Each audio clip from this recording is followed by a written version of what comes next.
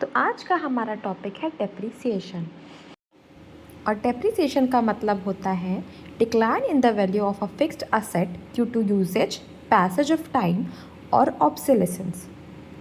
अब यार ये तो हो गई मीनिंग, है ना। अब हम इसको सिंपलर टर्म्स में कैसे समझेंगे। इसका मतलब सीधे सीधे यही होता है कि जब भी कोई हम चीज़ लेते हैं, कोई भी चीज़ यूज़ करते हैं, तो उसका वैल्यू डिक्लाइन होता जाता है। जैसे हम मोबाइल लेते हैं तो पहले साल में तो बिल्कुल भी हैंग नहीं होता है, वो बिल्कुल लैग नहीं होता। पर जहाँ 1 साल से ज़्यादा टाइम होता है, फ़ोन में धीरे धीरे लैगिंग चालू हो जाती है। और एक बार 3 साल तक पहुँचा फ़ोन तो फिर तो ख़त्म ही है। मतलब ना उसमें बैटरी चलती है ठीक से, जल्दी डिस्चार्ज हो जाता है फ़ोन, मतलब कुछ भी नहीं बचता कहने को। तो इसका मतलब क्या है कि टाइम जैसे जैसे बीतता जाता है तो चीज़ें ख़राब होती हैं। फिर यार एक और चीज़ आती है कि जैसे फ़ोन होता है, 3 साल बाद तो आपको पता ही नहीं कितना ही ज़्यादा उसमें टेक्नोलॉजिकल एडवांसमेंट हो जाते हैं।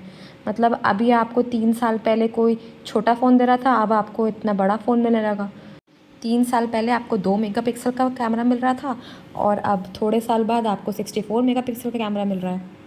सीधे सीधे मतलब यही है कि कोई भी आप चीज़ यूज़ करते हैं तो उसको यूज़ करने के कारण या फिर टाइम बीतने के कारण या फिर बहुत सारी चीज़ों के कारण वो चीज़ अब ख़त्म हो जाती है, मतलब उसकी वैल्यू ख़त्म हो जाती है। तो ये जो असेट्स होते हैं इनकी वैल्यू कोई एकदम से तो गिरती नहीं है, धीरे धीरे गिरती है ना। तो डेप्रिसिएशन वही होता है कि हर साल आप एक एक्सपेंस चार्ज करते हैं अपने अकाउंट्स में, दिखाने के लिए कि आपके एसेट की वैल्यू धीरे धीरे गिर रही है। इससे क्या होता है कि आपके अकाउंट्स की ट्रू वैल्यू पता चलती है। मतलब ट्रू वैल्यू आपके प्रॉफिट्स कितने हो रहे हैं, लॉस कितने हो रहे हैं, उसकी पता चलती है। अब अगर आप ये बोलो कि यार डेप्रिसिएशन हमने अभी चार्ज नहीं करना है, जैसे ही मतलब उस एसेट की वैल्यू पूरी ख़त्म होगी तो हम इकट्ठा चार्ज कर देंगे। तो आप खुद सोचो, 10 लाख का आपने एसेट लिया है, आप 5-6 साल तक उसका कोई वैल्यू नहीं दिखा रहे हो, मान लो डेप्रिसिएशन की, मतलब आपका प्रॉफिट बहुत ज़्यादा दिख रहा है। फिर आप जैसे ही उसकी वैल्यू ज़ीरो होगी तो आप उसका एकदम से प्रॉफिट एंड लॉस में दिखाओगे तो कितना बड़ा आपका लॉस दिखेगा। और सिर्फ एक ही एसेट नहीं होता है बिजनेस, बहुत सारे एसेट्स होते हैं। तो ऐसे ही अगर करने लगे तो कितनी सारी प्रॉब्लम्स हो जाएंगी और आपको ट्रू एंड फेयर वैल्यू भी नहीं मिलेगी आपके अकाउंट्स की। तो इसलिए हमको अपने अकाउंट्स की वैल्यू ट्रू दिखाने के लिए, true value of profit and loss दिखाने के लिए डेप्रिसिएशन चार्ज करना पड़ता है। हमने जिस साल एसेट यूज़ किया उसी साल तो उसका कॉस्ट हम दिखाएंगे ना, उसमें उसी साल तो उसका एक्सपेंस दिखाएंगे ना कि हमने इतना एसेट यूज़ कर लिया।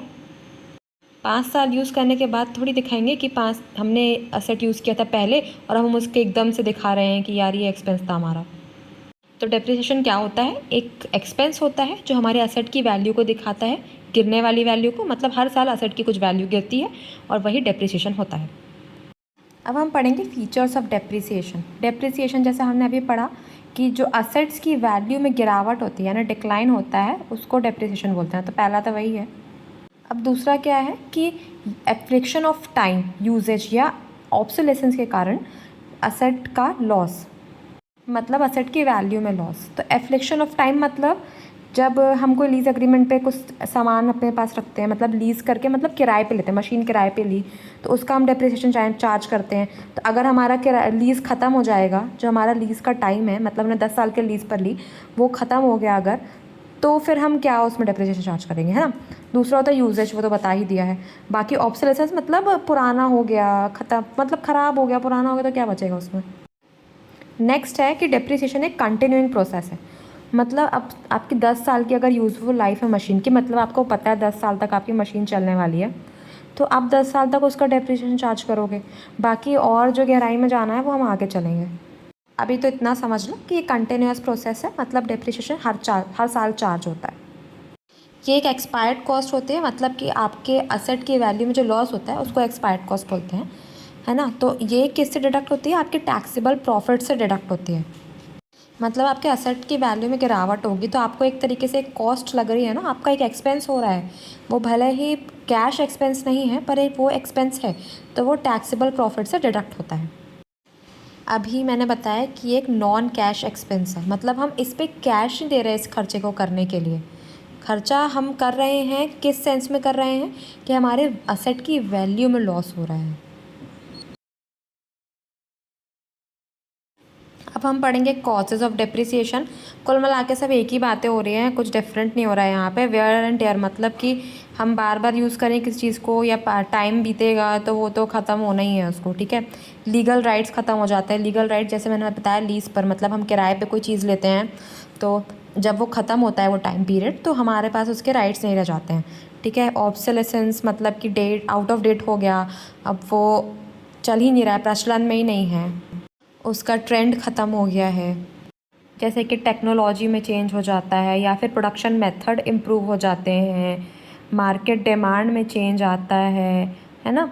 या फिर कुछ भी लीगल एस्पेक्ट्स होते हैं कि मतलब अब ये चीज़ लीगल नहीं रह गई, जैसे कि पॉलीथीन बैग्स हो गए, है ना। अब वो लीगल नहीं है उसको बनाना, मतलब वो बैन हो चुके हैं, तो उसको हमें यूज़ नहीं करना है। अब कुछ होते हैं एबनॉर्मल फैक्टर्स, मतलब कि जो नॉर्मली नहीं देखे जाते, जैसे फ्लड हो गया, बाढ़ आ गई। बाढ़ हर बार थोड़ी आती है, हर महीने में थोड़ी आती है बाढ़, कभी कभार आ जाती है भूल चूक से। तो यही सब चीज़ें होती हैं जिसके कारण असेट्स की वैल्यू में गिरावट होती है। और असेट्स की वैल्यू में गिरावट मतलब क्या होता है, डेप्रिसिएशन होता है। और हमें इसे चार्ज इसलिए करना पड़ता है क्योंकि ये सब चीज़ें हो रही हैं। अब देखेंगे कि डेप्रिसिएशन की ज़रूरत क्या है, मतलब नीड फॉर डेप्रिसिएशन। ये हमने पहले ही पढ़ लिया कि कॉस्ट और रेवेन्यू को मैच करना पड़ता है। मतलब आपने जिस साल असेट को यूज़ किया है अपना पैसा कमाने के लिए, मतलब अपना रेवेन्यू कमाने के लिए, उसी साल तो उसको चार्ज करोगे ना, एकदम से थोड़ी बाद के ईयर्स में जाके चार्ज करोगे। टैक्स लॉ हमें यही बोलता है कि हमें डेप्रिसिएशन को चार्ज करना है। कौन से मेथड से करना है, क्या करना है, वो अभी हमारे काम की चीज़ नहीं है। ये ट्रू एंड फेयर वैल्यू बताता है फाइनेंशियल पोजीशन की, ये मैं पहले भी बता चुकी हूँ।